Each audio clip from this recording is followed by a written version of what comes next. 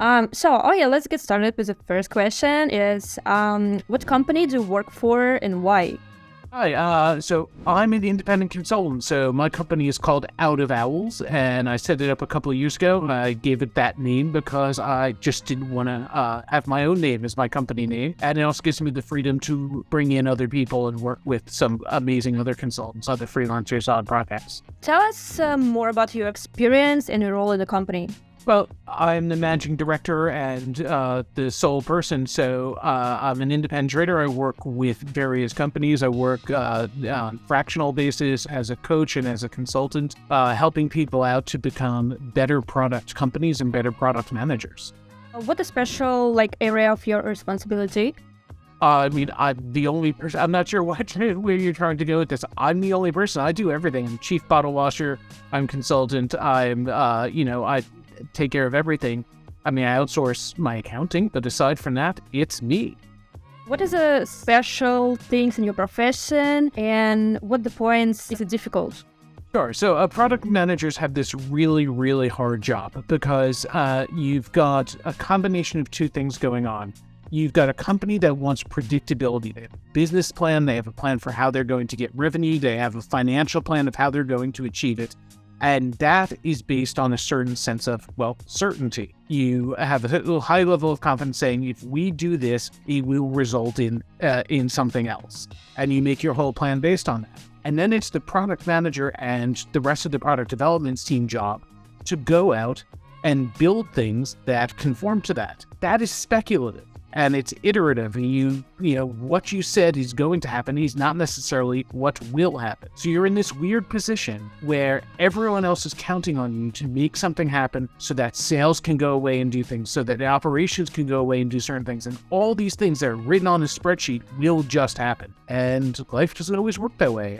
Sometimes it's things that are internal that are tough. You've got some legacy code and legacy systems that are tough. Sometimes it's market conditions are different. Sometimes assumptions were made that are, just wrong. So you're in this weird position where you're trying to project confidence and work on both things at both a tactical and strategic level, and the world is changing around you, and you don't have full control over anything. It's a bit of a challenge, but it's never boring. Tell us, what are the top 5 skills needed in your profession? I think there's two different sides to this. So when I'm hiring people, I look for a few different things. I look for people who have empathy and curiosity and some level of communication skills. I can teach you frameworks, I can teach you techniques, I can teach anything else, but I can't teach you to care about other people. I can't teach you to have some basic level of curiosity about the world. And I can help refine you to become better at communication and dealing with stakeholders, but I can't create it from scratch. So I think those are the top 3 things on one side. The other side of it is being able to work with a high degree of uncertainty, a certain amount of resilience and confidence, because things will change on a regular basis and people are looking at you to be the rock for it, to have an answer. Doesn't mean you always have to have the answer straight away. That's a mistake a lot of people make, that they feel like they have to respond in the moment with a high degree of certainty. It is okay to say, I don't know, but I will find out. But you have to go away and find out. You have to have that level of responsibility. And I think that's one of the other really critical things is being able to figure out how are you going to make something from nothing sometimes? How are you going to go and find out and get answers? What do you like about the task of your profession? What do you enjoy in your job? Before I worked in product, I was a music journalist for years, and I was fine as a journalist. I could write a decent story, I could do what I needed to do, but I was a much better editor. I liked working with other people and helping them assign a task to people who I thought would do an amazing job on something, and then bringing all the different stories together and making sure that they fit a house style and that they were all better than the sum of their parts and they were made a cohesive whole. And it's the same thing as being a head of product or a coach to a degree. Is you're helping making other people better. You're creating an environment where other people can succeed, and seeing all of them succeed is just brilliant. That's the thing I like more than anything. And I think it takes as a product manager, you're doing that on a certain scale with this one problem. And then you start to move up if you want to move into more of a managerial, and you start to do it across multiple people and multiple teams and multiple departments. And it's just you're playing with different sets of toys, but you're essentially doing the same kind of role. So tell us about your usual day. How it's going? Well, it depends on who I'm working with. Because I'm an independent consultant, I end up usually working with a couple of clients at a time. So there are some clients I go in and it's just meetings all day long. Coaching meetings, management meetings, observing people and doing things, and then feeding back. And those are really fun days. Other times I'm working on more of a hands-on consulting. I like mixing it up between the two because I find it hard to be a good coach if I don't keep my hand in the practice a little bit and understand what people are going through. So one of the projects I'm doing right now is a service design project. And it's great. I have an amazing partner on it. It's a lot of fun to have someone else to bounce ideas off of. And it's fun to go in and interview lots of people and do lots of mapping and designing and trying to figure out how everything works, and then figuring out how to tell the story and communicate that well across the company. Because ultimately, a map, a design, is useless unless it's used to help make decisions. And that's the really key thing, is we're creating these artifacts, we're amassing this knowledge, but we have to communicate it really well and do the storytelling so that people can make the right decisions and move forward. So yeah, that's what it looks like. And then there's a certain amount on top of that. There's a phrase of some days you work on the business and some days you work in the business. So the two things I talked about are essentially working in the business. And then there's usually half a day to a day that is just trying to improve my own practice, whether it's getting better at the job myself. Sometimes that's organizing meetups or attending other people's meetups. Sometimes it's catching up with people. And sometimes it's just boring things like refining my website and my offering, working on pricing, all kinds of things like that are a huge challenge and always a lot of fun. Tell us, please, about your last successful case. The nice part is working with these kinds of clients, I feel like I'm successful on a regular basis. And last year I was really happy because two of the people I was coaching both got promoted from senior product manager to head of product. And it was a fantastic thing to see that happen. At the moment, I just completed the service design project I'm working on. We just completed the first phase and we're ready for some integration build to start happening based on setting out this logic and people understanding coherently what we're trying to do. With coaching for another client, it's just fun watching everyone come together. And every time somebody comes at the end of an hour, somebody says, that was really useful. I have a better idea of what to do next. I felt stuck and now I have some options. And I'll come back to you for a next session and tell you what I learned, what I've tried, what I've learned, and we'll figure out what to do next. I mean, all of those things are fantastic. And what about the failure that you had? Oh, God. Fortunately, I haven't had too many of those lately. Every once in a while, there's a pitch for something that doesn't actively happen. So it's always annoying or frustrating when you think you're going to land a gig and it does fall through for any number of reasons, whether it's budgetary, whether it's you're in the wrong country and they want somebody on site, or whether it's just a bad match. But it's one of those things, we talk about failures and we talk about fail fast sometimes in Agile. I hate that term because, sometimes things don't work out, but the real thing to look at is what did you learn from it and how quickly did you learn? I mean, I've had roles where I've just had terrible interpersonal relationships with some people and you can't get on with them. And then you look back and say, well, realistically, was it anyone else going to get on with them? What would it good have looked like for this person? And sometimes it's not you, but it's also just learning what could you have done better? Could you have recognized it earlier? Could you have changed the environment? And as long as you come away with an answer and know what you would do the next time, then it's not a fail, it's a learning. Yeah, I totally agree with you. It's not a mistake, it's just experience. What is your favorite tool or technology and why?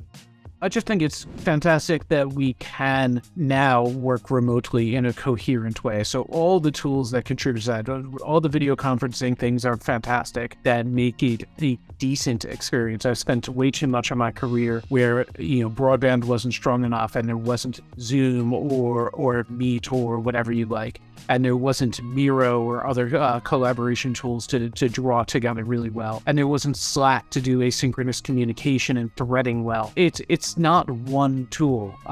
It's the combination of things that works really well. That makes, from a work perspective, that makes all the difference. Anything that allows you to collaborate and communicate well is just a huge gift.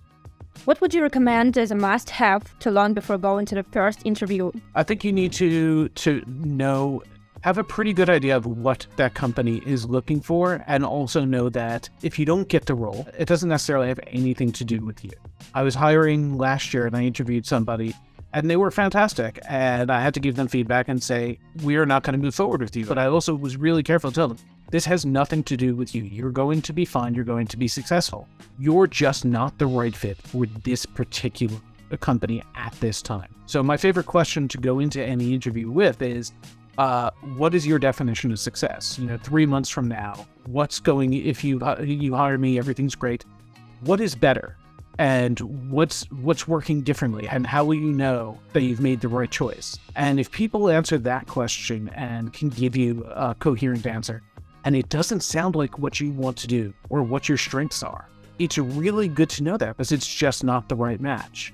Similarly, if you're interviewing with a few different people in the company for a role and they give you totally different answers, you know that the role isn't well defined and they're not aligned very well. And either that's an amazing opportunity to go in and fix that, if that's the kind of thing you want to do and if you're being put in the right position to do it, or you should run away screaming because it's a terrible situation.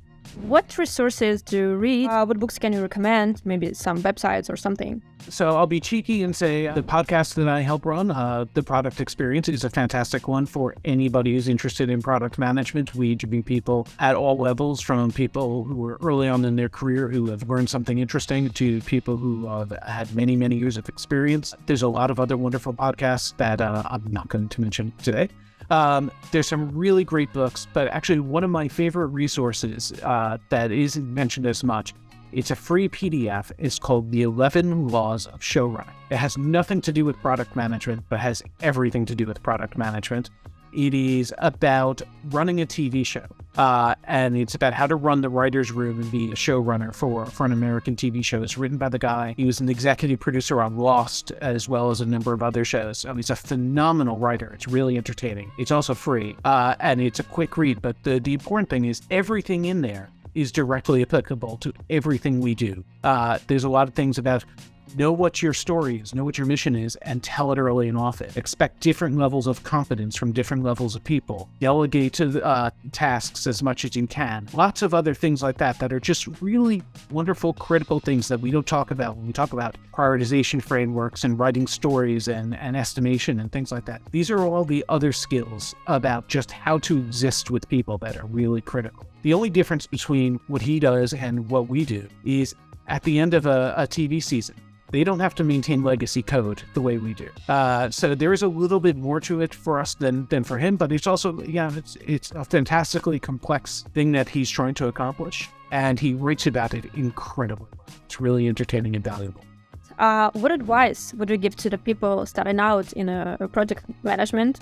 So I've talked to lots of people who want to get into product management, and they find it really hard to get that first role.